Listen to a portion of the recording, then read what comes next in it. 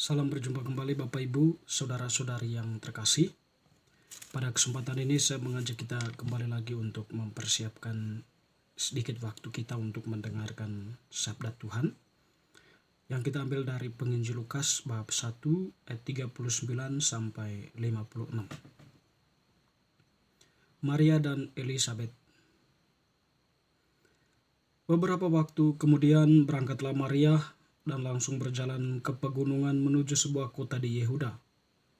Di situ ia masuk ke rumah Zakaria dan memberi salam kepada Elisabet. Dan ketika Elisabet mendengar salam itu, melonjaklah anak yang di dalam rahimnya, dan Elisabet pun penuh dengan Roh Kudus. Lalu berseru dengan suara nyaring, "Diberkatilah engkau di antara semua perempuan, dan diberkatilah buah rahimmu. Siapakah aku ini sampai ibu Tuhanku datang mengunjungi aku? Sebab sesungguhnya ketika salammu sampai kepada telingaku, anak yang di dalam rahimku melonjak kegirangan. Dan berbahagialah ia yang telah percaya, sebab apa yang dikatakan kepadanya dari Tuhan akan terlaksana." Lalu kata Maria, "Jiwaku memuliakan Tuhan dan hatiku bergembira karena Allah Juru Selamatku, sebab ia telah memperhatikan kerendahan hambanya. Sesungguhnya mulai dari sekarang segala keturunan akan menyebut aku berbahagia, karena Yang Maha Kuasa telah melakukan perbuatan-perbuatan besar kepadaku, dan namanya adalah kudus. Dan rahmatnya turun-temurun atas orang yang takut akan Dia. Ia memperlihatkan kuasanya dengan perbuatan tangannya, dan mencerai-beraikan orang-orang yang congkak hatinya. Ia menurunkan orang-orang yang berkuasa dari tahtanya, dan meninggikan orang-orang yang rendah. Ia melimpahkan segala yang baik kepada orang yang lapar, dan menyuruh orang yang kaya pergi dengan tangan hampa. Ia menolong Israel hambanya, karena ia mengingat rahmatnya, seperti yang dijanjikannya kepada nenek moyang kita, kepada Abraham dan keturunannya untuk selama-lamanya." Dan Maria tinggal kira-kira 3 bulan lamanya bersama dengan Elisabet, lalu pulang kembali ke rumahnya. Demikianlah sabda Tuhan, terpujilah Kristus. Teman-teman sekalian, Bapak Ibu saudara-saudari yang terkasih,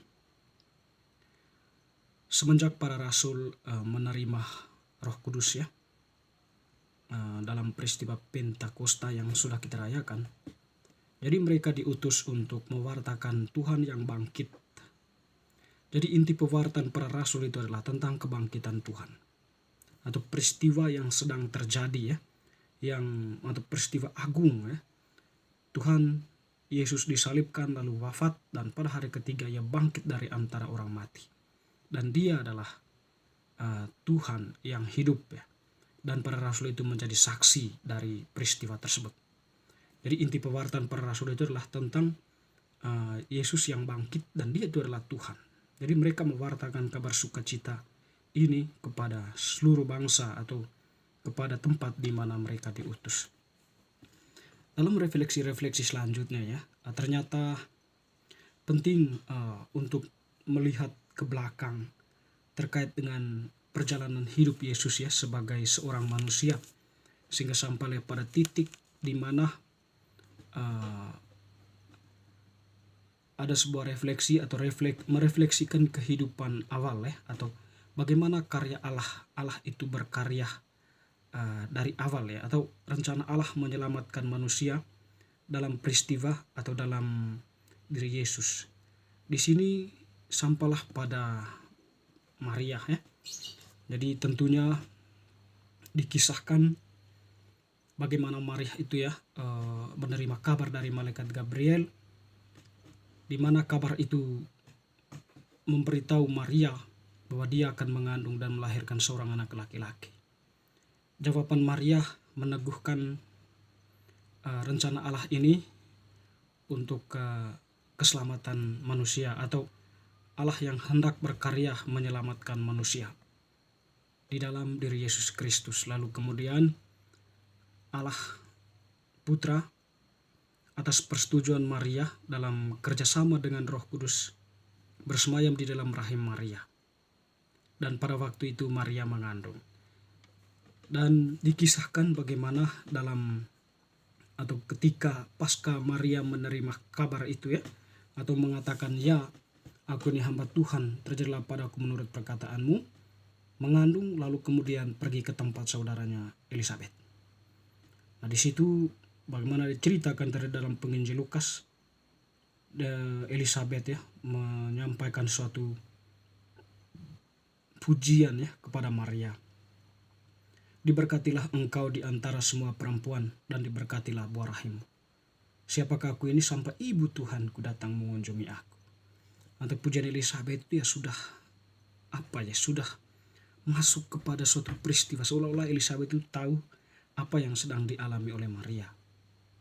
Sebab sesungguhnya ketika salammu sampai kepada telingaku, anak yang dalam rahimku melonjak kegirangan. Ada sebuah perjumpaan antara Yesus dengan Yohanes ya di sana. Oh, teman-teman, Bapak Ibu saudara-saudari yang terkasih, tentu perjumpaan ini ya merupakan perjumpaan dua perempuan ya yang dipakai Allah ya untuk atau dalam rangka rencana atau proyek ekonomi keselamatan itu ya. Elizabeth dipakai oleh Allah untuk melahirkan Yohanes Pembaptis, dan Maria dipakai oleh Allah untuk melahirkan Sang Mesias, Sang Juru Selamat. Yohanes Pembaptis datang untuk mempersiapkan jalan bagi Sang Mesias itu, bagi Yesus, agar orang-orang yang mendengarkan Yohanes Pembaptis sungguh-sungguh siap menyambut Yesus yang datang atau Mesias yang datang dalam sikap tobat atau dalam posisi diri yang sudah bertobat.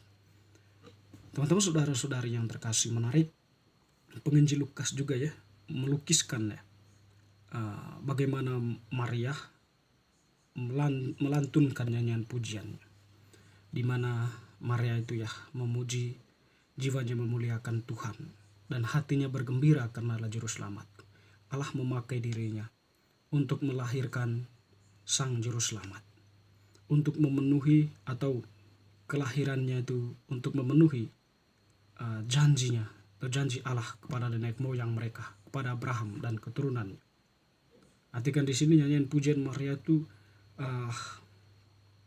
ada sebuah nyanyian yang memang lahir dari hati yang mengungkapkan ya sebuah kesadaran iman atau sebuah refleksi yang mendalam ya, di mana dia merasakan dirinya itu diperhatikan oleh Allah karena kerendahannya, kesetiaannya dipakai ya untuk